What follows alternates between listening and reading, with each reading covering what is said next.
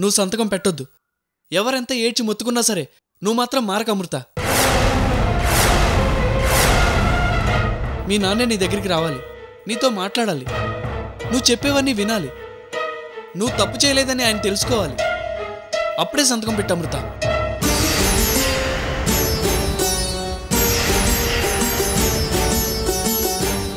అలా అయితేనే సంతకం పెడుతుందని చెప్పి పంపించాను. ఈ అవకాశాన్ని నువ్వు ఎట్టి పరిస్థితుల్లో వదులుకోవద్దు.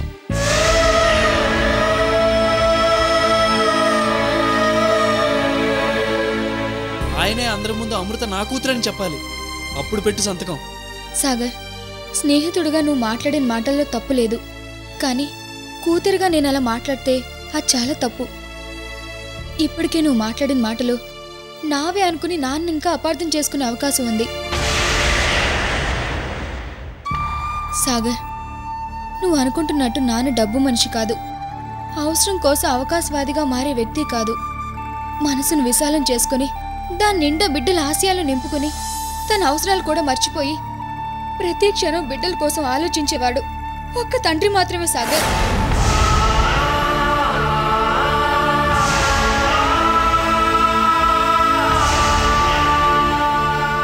నాన్న కష్టపడి సంపాదించిందంతా నా చదువుకి నా కోసమే ఖర్చు పెట్టాడే కానీ ఆయన కోసం ఏమీ దాచుకోలేదు.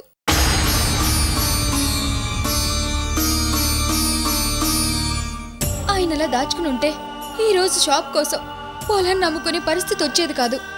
నా సంతకం కోసం నా దగ్గరికి రావాల్సిన అవసరం అంతకన్నా ఉండేది కాదు.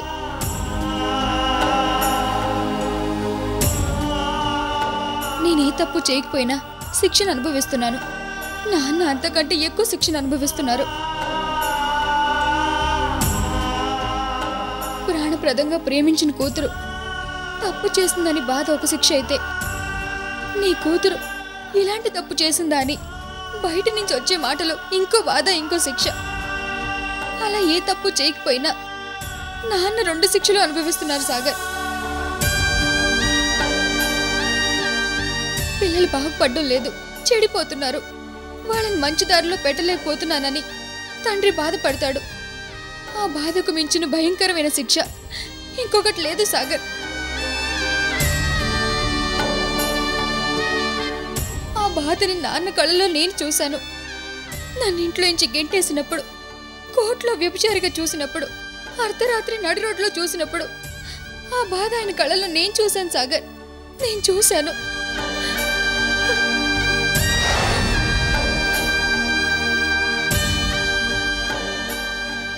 నేనే తప్పు చేయలేదని నిరూపించడం కోసం ఇలా సంతకం పెట్టనని బెదిరించడం ద్వారా కాదు సాగర్. ప్రేమతో ఆయన మనసును గెలిచి నువ్వు నా కూతురు అమ్మ అని పిలిపించుకుంటాను. అది నాకు గౌరవం, ఆయనకి కూడా.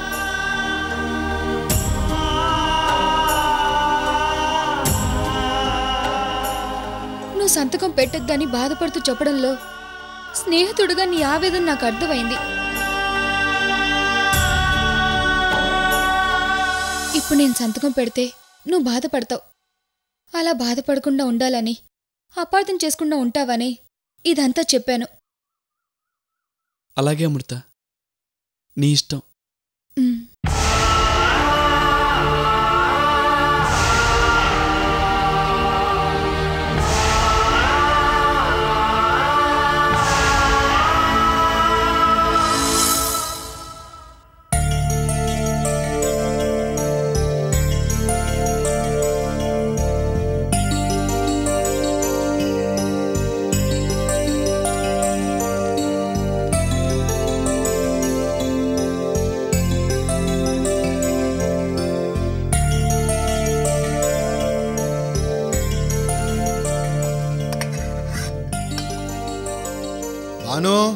కాఫీ.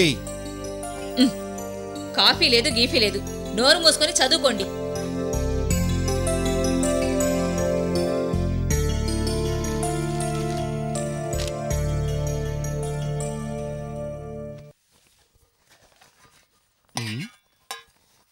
బాను, నువ్వు ఈ పని నేను కాకపోతే ఇంకెవరు చేస్తారు? మీరు చేస్తారా? రండి, చెయ్యండి. పని మనిషి ఏమైంది? వారం రోజుల నుండి పనికి రావడం లేదు. ఎందుకు? తెలీదు. అవును, వారం అంటే గుర్తొచ్చిందండి. వికాస్ వారం రోజుల్లోగా వస్తానన్నాడు. వాడి సంగతి ఏమైంది? అవును బాను, 2 రోజుల నుంచి ఫోన్ కూడా చేయటం లేదు.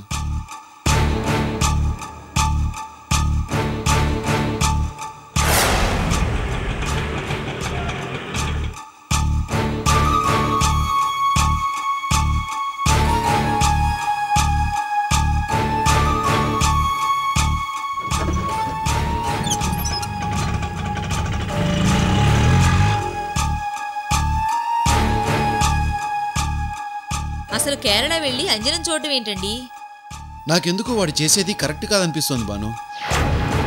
అవును,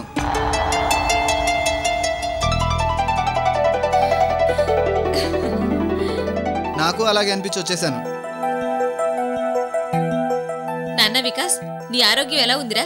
అక్కడ తిండి తిప్పలు సరిగ్గా లేక నీ ఆరోగ్యం పాడవలేదుగా? నా ఆరోగ్యానికి ఏమైందమ్మా? చాలా బాగుంది. అవునరా, అంజనం సంగతి ఏమైంది? అమృత అమ్మా నాన్నలు ఎక్కడున్నారో ఏమైనా తెలిసిందా? కనుక్కున్నావా? లేదు నాన్న, అసలు అంజనం ప్లానే ఫ్లాప్ అయింది. అవును, కేరళ వెళ్ళి 25,000 ఖర్చు పెట్టాకే నేనెంత ఫూలిష్గా ఆలోచించానో అర్థమైంది. చిన్న ఇన్ఫర్మేషన్ కూడా దొరకలేదా?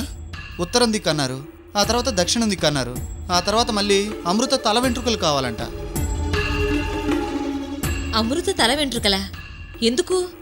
అమృత తల వెంట్రుకలు అంజనం వేసిన చోట పెడితే అవి గిర్రం తిరుగుతాయంట. అవి ఎటువైపు చూపిస్తే అటువైపు తల్లిదండ్రులు ఉంటారంట. అంజనం వేయడం అంటే అది కాదే. ఏదో ఒకటి వాణ్ణి చెప్పనివ్వండి. ఆ తర్వాత తల్లిదండ్రుల ఫోటోలు ఉన్నాయని అడిగారు. ఫోటోలే ఉంటే నేను కేరళ దాకా ఎందుకు వస్తానని చెప్పి ఈ ప్లాన్ వర్కౌట్ అవుదని వెంటనే వచ్చేసాను. మంచి పని చేసావు. కేరళ వెళ్ళాక కానీ అసలు కర్తవ్యం ఇక్కడే ఉందని నీకు గుర్తు రాలేదు. సరే, ఇప్పుడు ఏం ప్లాన్ వేస్తావు? అమృతని అవుట్ హౌస్ నుంచి బయటికి ఎలా పంపిస్తావు?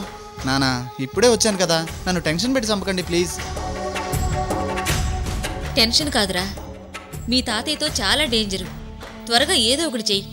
అవునరా, మీ తాతయ్య మీద నాకు చాలా డౌట్గా ఉంది. ఆస్తి మొత్తం ఆల్రెడీ అమృత పేరు మీద రాశాడేమో. మాయల మరాఠీ ప్రాణం చిలుకలో ఉన్నట్టు ఆస్తిని ఎరగా వేసి అమృతం చేసుకోమని నిన్ను పెళ్లి కొప్పిస్తాడేమో.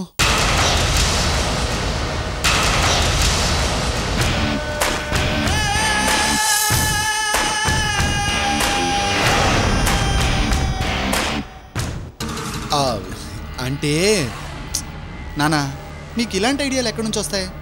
ఎలా ఆలోచిస్తారు? పని పాట లేని నాలాంటి వాళ్ళు భవిష్యత్ గురించి ఎక్కువ ఆలోచిస్తూ ఉంటారు. అందుకే ఇలాంటి ఐడియాలు వస్తూ ఉంటాయి. మీ ఐడియాలు టెన్షన్ పెట్టడానికి తప్ప ఎందుకు పనికిరావు. ఏమండి, మీరు కాసేపు మాట్లాడకండి. అమ్మా, కేరళ వెళ్ళిన నా ప్లాన్ ఫ్లాప్ అయింది. పైగా జర్నీ చేసి వచ్చాను. నన్ను రెస్ట్ తీసుకొనివ్వండి. అలాగే, నువ్వు వెళ్ళి రెస్ట్ తీసుకో. థ్యాంక్స్.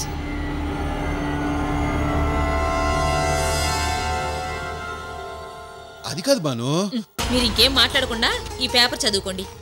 పేపర్ చదివినా అందులో అన్ని ఇలాంటి టెన్షన్ వార్తలే.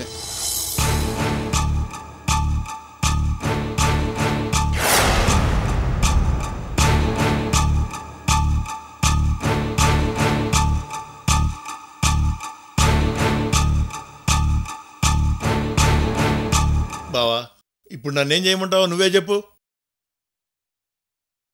నా పొలం కొన్న గురవైకి వడ్డీతో సహా అడ్వాన్స్ డబ్బులు తిరిగి ఇచ్చేస్తాను.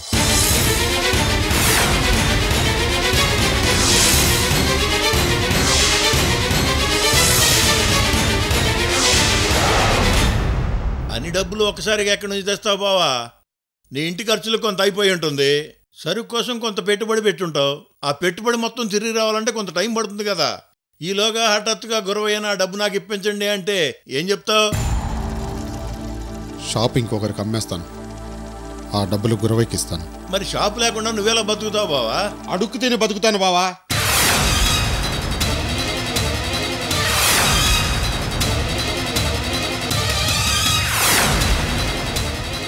అమృత దగ్గరికి వెళ్ళి నేను అడుగుదాం అనుకున్నాను. మీకే సంతకం పెట్టినప్పుడు నేను అడిగితే ఎందుకు పెడుతుంది? నా మాట విని అమృత విషయంలో పంతాలు పట్టింపులు వదిలేసి ఆలోచించు బావా. అవునండి, అన్నయ్య చెప్పింది కూడా నిజమే. అంటే నేను వెళ్ళి సంతకం పెట్టమని అడిగితే అది పెడుతుంది అనుకున్నావా? నేను దాని కాళ్ళ దగ్గరికి వెళ్ళి సంతకం పెట్టమని అడుక్కోవాలా? అక్కర్లేదు, నేనే వచ్చాను.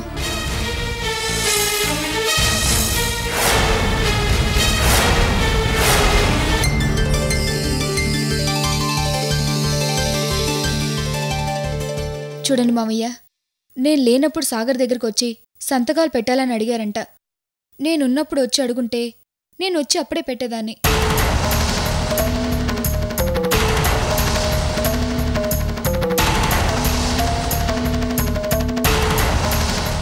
సాగర్ మాటలు విని ఎవరైనా బాధపడి ఉంటే క్షమించమని అడుగుతున్నాను.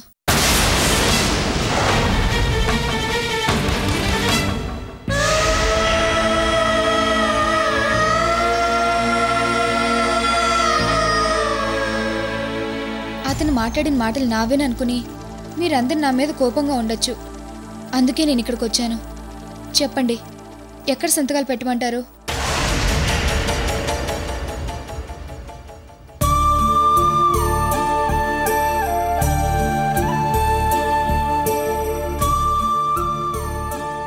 అమృత, సంతకాలు పెట్టడానికి వచ్చి మంచి పని చేసావమ్మా. సంతకం ఎక్కడ పెట్టమంటారో చెప్పండి. ఒక్క నిమిషం.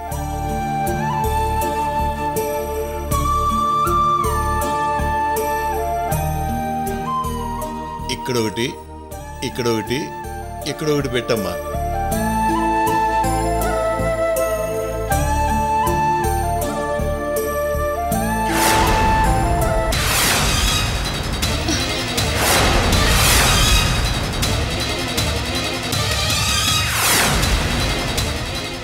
లక్ష్మి, దాని సంతకాలు అక్కర్లేదని, అసలు ఆ పొలమే నాకు అక్కర్లేదని చెప్పు. ఇంకొకరి దయాదాక్షిణ్యాల మీద వచ్చే డబ్బు నాకు దమ్మిడితో సమానం. నా ఒక్కగానో ఒక కూతురు నందిని పెళ్లికి ఈ పొలం డబ్బులు అవసరం లేదు. నాకు శక్తి ఉంది. కష్టపడి సంపాదించిన దాంతోనే నందిని పెళ్లి చేస్తాను.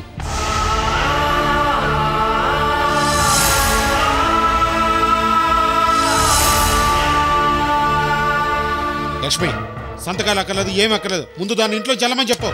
వద్దు బావా, ఈ మండుతనమే పనికిరాదు. నా మాట విను. నేనెవ్వరి మాట విన్ను. లక్ష్మి, చెప్పేది నీకే. దాన్ని ముందు ఇంట్లో చల్లమను. అది కాదండి, నా మాట వినండి, సంతకాలు పెట్టనివ్వండి. అది నా కూతురే కాదనుకున్నప్పుడు దాని సంతకం ఎందుకు? దాని సంతకంతో వచ్చేటప్పుడు నాకెందుకు? నాకు అక్కర్లేదు.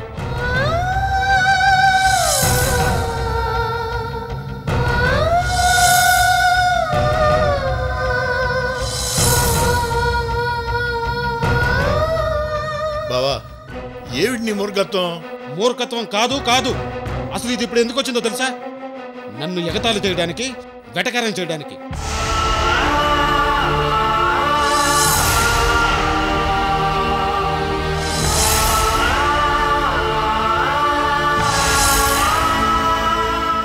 రెండు రోజుల క్రితం ఇదే ఇంట్లో నుంచి నన్ను అర్ధరాత్రి ఎల్లగొడతారా? ఇప్పుడు మీరు సంతకం కోసం నన్ను ఈ ఇంటికి పిలిపించుకున్నారని ఎగతాళి చేయడానికి వచ్చింది.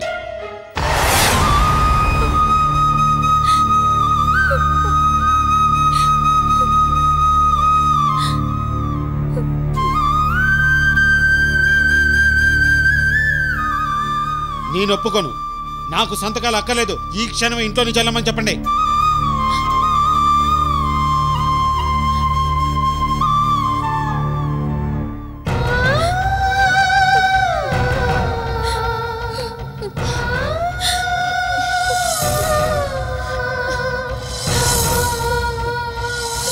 అమ్మా అమృత, ఒక్క నిమిషం.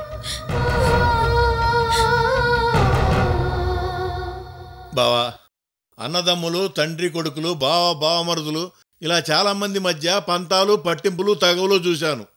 ఇప్పుడు మీ తండ్రి కూతుళ్ళ మధ్య పంతం చూస్తున్నాను. ఈ పంతాలు, పట్టింపులకు ముందు బలయ్యేది పిల్లలే బావా. అయినా కూతురుతో నీకు పంతం ఏంటి బావా? మీ తండ్రి కూతుళ్ళ పంతానికి మధ్యలో నందిని జీవితం బలైపోతుంది. నేను ఎవరికని చెప్పను.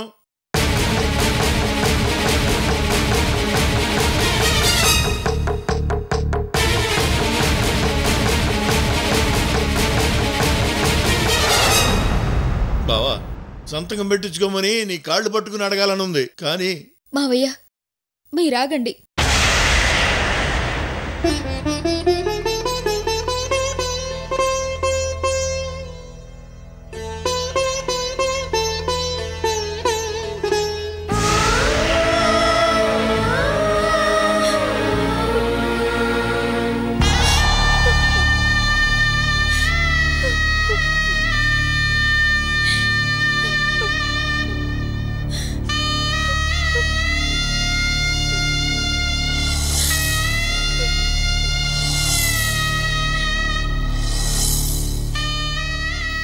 సొంత ఊరు వదిలి నేనున్న చోటకే సిటీకి వచ్చాక దగ్గరగా ఉన్నారని తెలిసి సంతోషం కంటే ఎక్కువ బాధపడ్డాను. ఎందుకంటే ప్రతిరోజు నేను మీకు కనిపిస్తే మీరెంత బాధపడతారో నాకు తెలుసు. నా వల్ల మీకు ఎలాంటి సమస్యలు రాకూడదని నేను ఎప్పుడు ఆలోచించేదాన్ని.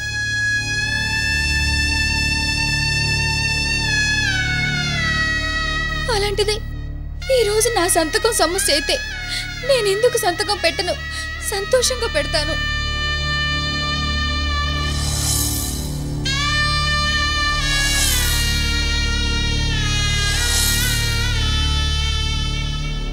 నా పంతాన్ని నెగ్గించుకోవడానికో నేనంటే ఏంటో తెలియజేయడానికో ఈ సంతకం పెట్టడం లేదు. మిమ్మల్ని వెటకారం చేయడానికో ఎగతాళి చేయడానికో కూడా కాదు. మీరు నా దగ్గరికి వచ్చి సంతకం పెట్టమని అడిగితే నేను ఇంకా బాధపడతాను.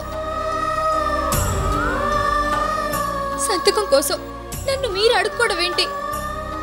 నేనే మీ కాళ్ళు పట్టుకుని చెప్తున్నాను, నేను సంతకం పెడతాను.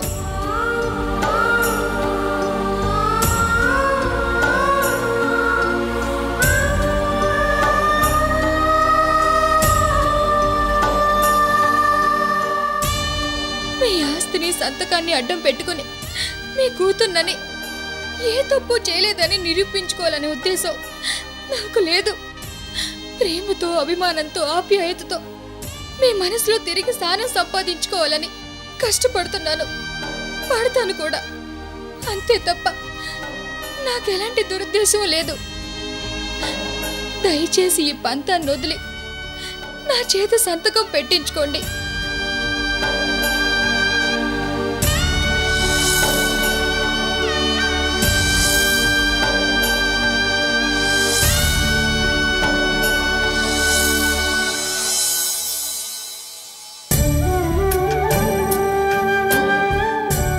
పెట్టమ్మా.